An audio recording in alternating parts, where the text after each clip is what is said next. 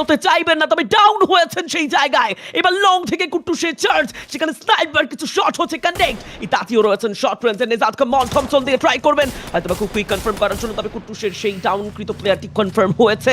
ইতাতি wait করছেন তার টিমমেটদের জন্য হয়তোবা, কারণ আরজেডএক্স তারাও জানেন যে অপোনেন্টের যে টিমটি রয়েছে একেবারেই তাদেরকে ইজিলি যাওয়া যাবে না। তবে একেবারে ক্লোজ রেঞ্জে শটের সাইড থেকে ডাবল নক, আকিদ তাকে আবারও করা হয়েছে রিভাইভ। ফুজান এখনো পর্যন্ত কিন্তু উনি নক হয়ে পড়ে রয়েছে। একটা গ্রেনেড, একটা M79 এখানে কিন্তু পুরো চিত্র পরিবর্তন করতে পারে। শকড নীল দুটো নক বের করেছে। শক অ্যাগেইন আরো একটা নক করবে এন্ড লাকারি WG they are totally wipe out. Straw heads on fire. এই যাত্রায় বাংলাদেশি এই দল মালয়েশিয়ান টিম EWG কে প্রপারলি করেছে নাস্তানাবুদ। এন্ড টাইটান স্পোর্টস ক্লাব তারাও কিন্তু ম্যাপের বিভিন্ন প্রান্ত থেকে রোটেট করছে আর কিলগুলো সিকিউরিং এ তারা ব্যস্ত থাকছে।